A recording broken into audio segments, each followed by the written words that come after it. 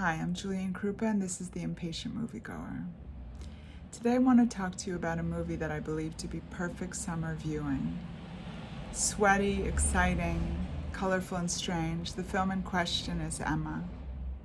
I don't recall how or when I first stumbled upon this work by Chilean filmmaker Pablo Larraín, written by Guillermo Calderón and Alejandro Moreno, but it made an impression on me that remains. I saw it long after its 2019 release, as it didn't come out in the US until 2021. With Emma, it wasn't the storyline or the end result that made an impact on me, but something very primitive, an indefinable flame that struck a chord. There's a pulse that moves through Emma. It's a beat, a dance, a sensation, a truth that sometimes subtext is in fact the real story, that often feelings cannot be easily articulated. In this film, the high emotions of the narrative are expressed through the elements, through fire and movement, and through monochromatic color, palettes of entire scenes lit up in blue, pink, and green, through sex as a means to live in the moment. Here, feelings are expressed at a heightened pitch to the point where, as a viewer, one is overcome by the same fever as if it is contagious. I find that I walk away from this film wanting to feel more alive. The story is as follows. Emma, a dancer, and her partner Gaston, also the director of her dance company, face the demons of their broken marriage and the guilt that they experience, having adopted a child and then given him back after he commits a terrible and violent act. But there is more to this story. There is a molten lava energy that is depicted through dance and through flashbacks in the aftermath of rages and between disjointed episodes of atomic friction. Sometimes this comes in the form of lovers uniting, and at others it is expressed through blame and through dysfunction. In order to cope with life, Emma just dances. She is an enigma, troublesome, exciting, a pyromaniac, someone who literally starts fires both in life and in relationships. She's the guiding force of the film. She breaks things apart, but she also finds a way to bring them back together. She is both heroine and villain at the center of this fiery, cataclysmic world. In Emma, the arsonist motif initiated by the character Emma and carried on by Polo, her adopted child, represents so much more than what is on the surface. It is the frustration of relationship, the fire of desire, the incendiary qualities of a woman unfulfilled, and the bitterness of love.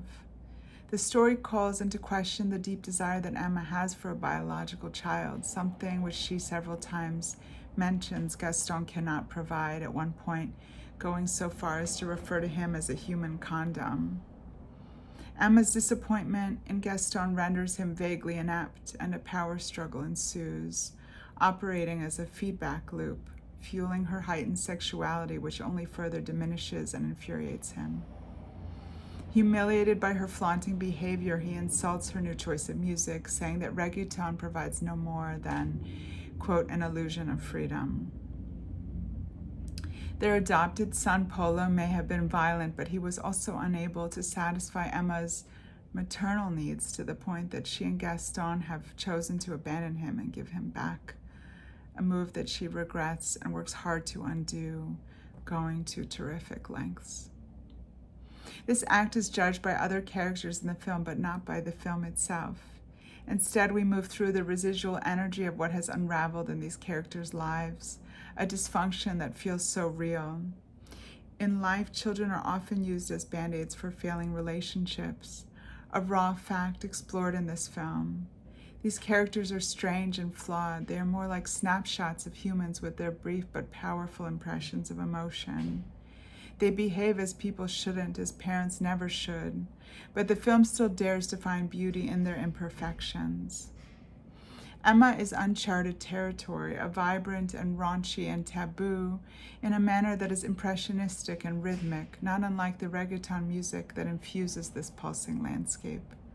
From the first image of a flaming streetlight perched over an empty city at dawn, we receive a visual signal to open our minds to another kind of reality. This is the dream of the everyday, of a girl posse of dancers that embrace an anguished Emma as she searches for personal freedom, wishing to be liberated from the emotional confines of her difficult experience.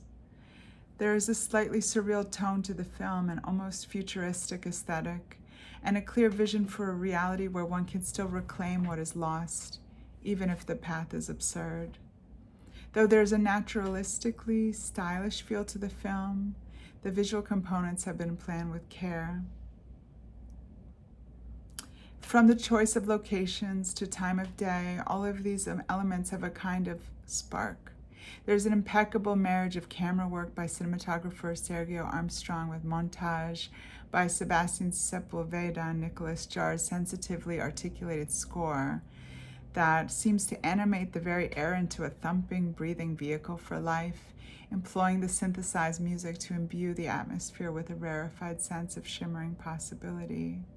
Thanks to Jar's film score, we are ushered into a place that is both liminal and wildly propulsive. For Emma, it seems that the only answer to cope with suffering is to get wild. Simply put, dancing on a rooftop in a neon pink glow, gyrating in a cable car surrounded by her friends, or even dancing face forward to the camera in a direct invitation. There is a hypnotic quality that is so engaging you may find yourself getting up to move, wanting to join the ride. Here, dance is an answer to the inexplicable. It is an expression, and it is also a response, an articulation of feeling, orgiastic or orgiastic in style. Emma, the character, confesses that she still sleeps in the same bed as her mom. Her mother's inability to loosen their bond has made Emma unable to be a successful mother herself. In her mission to bring Polo back, she seduces her female lawyer who she can't afford to pay. She also gets involved with a fireman who moonlights as a bartender, not to mention that she goes to bed with most of her girlfriends. Gaston condemns her new choice of dance style as an abandonment of him and their troupe, blaming her for their failure as parents, but here dance stands in for something else. It represents a path to sex and to understanding. Gaston is furious for being made redundant, while Emma expands within her crazy escapades. The film concludes with the strange resolution of a reconfigured family, which proves that Emma is and has always been the nucleus of the group. It rotates and shifts around her. She is the pulsing heartbeat of this constellation. When Emma goes for a job interview, the interviewer asks her what she likes to teach. Freedom, Emma answers, her expression unwavering. Emma has total conviction in her power and in her ability. Dancing is a way for her to claim her own freedom and to separate from her mother. It is the connective tissue, the spark of life. It is through the wilderness of empty thoroughfares and the seascapes of Valparaiso, I hope I say it right, of smoldering city lights murmuring at dawn, of female sexuality and abandoned rooftops, of pulsing shadow figures illuminating these streets, and through the raging body itself, that the story is propelled forward in a kind of hypnotic beat that enables Emma to find a new language with which to speak, making Emma the film a kind of unexpected poetry. The women that surround her establish a chorus of rebels that defy the static existence into which they were born. And at the end of the day, it seems that the only answer is to keep moving, to dance, and to stay free. And that is today's Impatient Moviegoer. I encourage you to check out this film. Thank you so much for listening and for watching. In the meantime, keep watching films and keep searching for the beauty in life. We truly cannot afford to do any less.